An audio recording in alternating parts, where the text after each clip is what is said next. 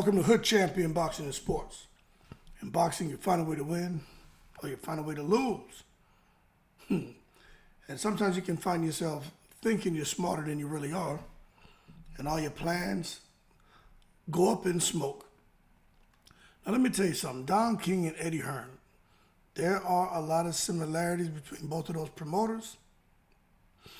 Promoter. Let's take the professional motor. When you break that up, right? Professional motor mouths, professional jabberjaws. Both of those guys can talk, can they? But let's just be real about something. I think Don King and Eddie Hearn, in addition to the similarities for being professional motor mouths, I think they forced their fighters into fights they probably shouldn't have put them in. And now I'm talking about Mike Tyson and Anthony Joshua. For Don King, it was Mike Tyson, and then recently here, Eddie Hearn with Anthony Joshua. Put him in big fights maybe too soon. Now, this is what I'm getting at. Now, with Don King and Mike Tyson, right? Now, it's funny that we're talking about Mike Tyson and Don King, especially with Mike Tyson having a fight coming up. I just pulled up the information. Now the computer is going slow. I wanted to share something with you to point out what happened with, okay, here we go. Oh, man, I hate when I get on here at night, man. I don't know why the goddamn internet runs so slow at night. All this fiber optic bullshit, and it runs slow. Anyway, Mike Tyson ended up going to prison. Okay, here we go. And I'll be honest with you, I don't think he raped that chick, but that's not what I'm here to talk about. This is Mike Tyson. 50 wins, 44 KOs, 6 losses, 5 by knockout. Man had an 88% KO ratio, stood 5'10", 71-inch reach. All right. But this is what happened with Mike Tyson. Okay, let's scroll down here, and you just kind of follow along with me, and you're going to see where I'm going with this. When it comes to Mike Tyson, Don King, and then Eddie Hearn, and Anthony Joshua. So we're going to come on down here. Where are we at? Okay, right here. Now, you can see in 1996, Mike Tyson, he and Evander Holyfield had the first fight, right? Now, I'm going to show you something. That was 1996. So in 1991, Mike Tyson ended up going to jail around that time frame. You can see he was in jail for 4 years. You can see he returned back in 1995. Now, when he returned, it was such a huge anticipation to see what Mike Tyson was going to do. A lot of people say, hey, the only thing he knows how to do is fight. That's what he's done to make a living, and they expect him to return to the ring. So he did. Returned to the ring, fought Peter McNeely, was able to get him out of there. Now, Peter McNeely, I'm sure we all remember, he was beyond a tomato can. Like, he was really a shit sandwich.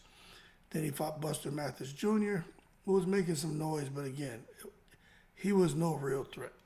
So he clips McNeely, clips Buster Mathis Jr., then he goes in soon thereafter, fights Frank Bruno. Frank Bruno was scared of him. So Frank Bruno came in the ring scared. He didn't even put up much of a contest. Then after he fights Frank Bruno, he fights Bruce Seldon. We all saw what happened there with Bruce Seldon.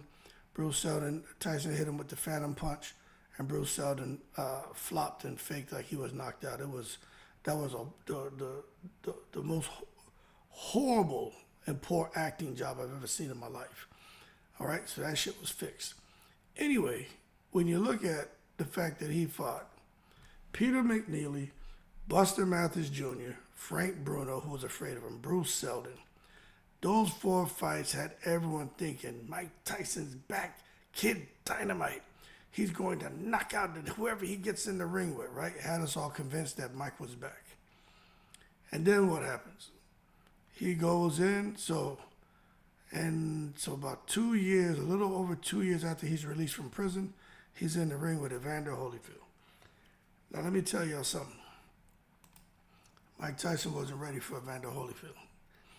Coming off of those 4 years of inactivity, I think to come back in a 2-year time span work his way through the ranks, fighting nobodies, and getting in the ring with Evander Holyfield, the Beast.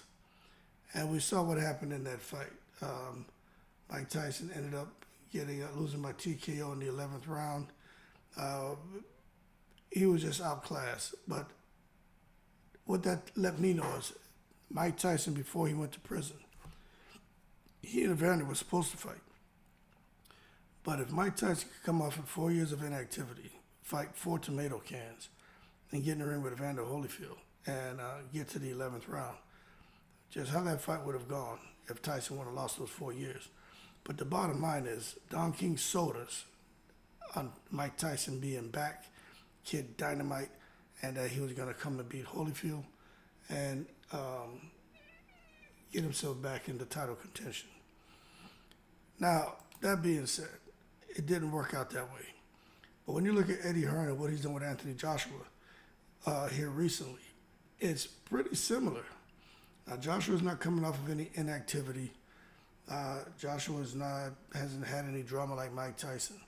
But Joshua's he's come off some losses, and what Eddie Hearn has done is tried to sell the public that Anthony Joshua is back.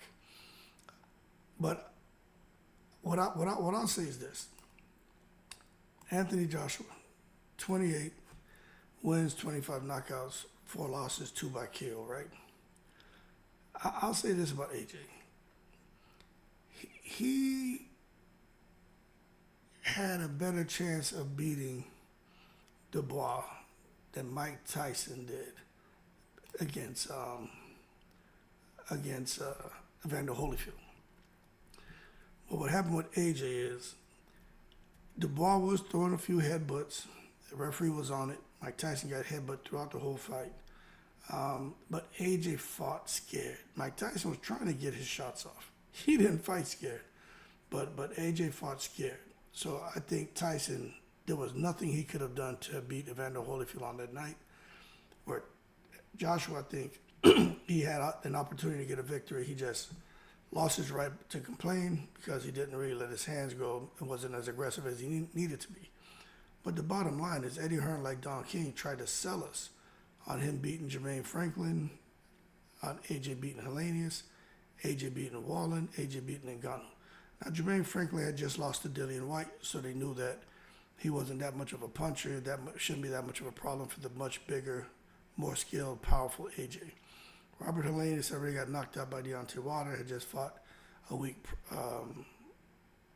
prior to fight again with AJ, so he was in shape, but he had just fought. Otto Wallen was AJ's sparring partner, so AJ was comfortable with him and knew what he could and couldn't do. Francis Ngannou, well, I mean, we all know about Francis Ngannou. An inspiration, interesting story, but not a boxer. And AJ did to him what he was supposed to do. But then they go now, and they try to sell us that AJ is back. AJ is going to come and become a champion. I'm going to tell you, I thought the same thing. I was like, shit, AJ should beat Dubois. The thing is, with Dubois, we've known Dubois to be a guy who's had lapses when inside the ring. So I think a lot of us were expecting to see those lapses show up against AJ. But that's not at all what happened. And what that proved to me after watching the fight is AJ maybe he wasn't ready. Maybe he fought those tomato cans, and no disrespect to him, you know what I mean when I refer to those guys as tomato cans. He fought guys who are, for the most part, going to be kind of stationary in front of him and really not try to win because AJ was just that much bigger and stronger and more skilled than him. And had us thinking AJ was going to win. I thought he was, but he wasn't ready. And what happened is AJ got hit, and I think he had a little bit of PTSD. I think he started to relive some of that shit with Andy Ruiz and some of the trauma he experienced with what's his name, Usyk. And then it just didn't work out the way most of us thought it was going to. As a result, I tend to have concluded now that Anthony Joshua, like Mike Tyson, was put up against tomato cans and, kind of forced into a big fight when they really weren't ready.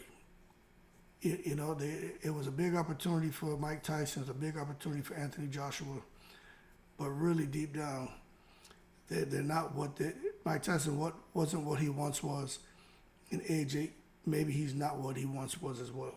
And as a result, they both lost fights to where maybe in their primes they would have won. The good thing for AJ is it looks like he's going to get an opportunity to get a rematch just like Mike Tyson. But I think Mike Tyson just wasn't going to beat Holyfield, even in the rematch. But I think AJ has a good chance to beat Dubois.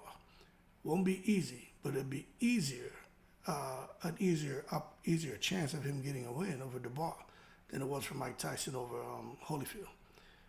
That being said, let's see what happens.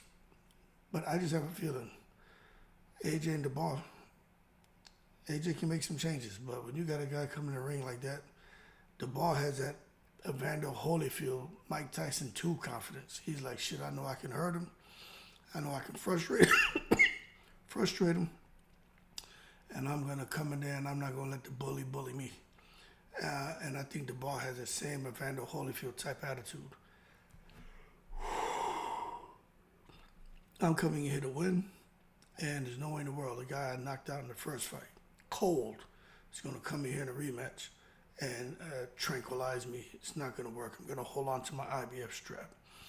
That being said, y'all keep cool. Let's just sit back and see how it all plays out. But isn't that kind of eerie? The similarities. Donkey and Eddie Hearn, promoters, professional motor mouths, right? And they're 2 flagship fighters who were kind of put through an accelerated program to kind of build their profiles back up, to put them into a huge fight, which both of them probably weren't really ready for. Isn't that crazy? But let's see if AJ can win that rematch. But I just think it's going to be another Mike Tyson Holyfield 2 type shit. And I don't think AJ going to bite nobody's ear off, but he kind of crazy and shit. Anyway, y'all keep cool. Shout out to the veterans, all 7 continents. In the breeze.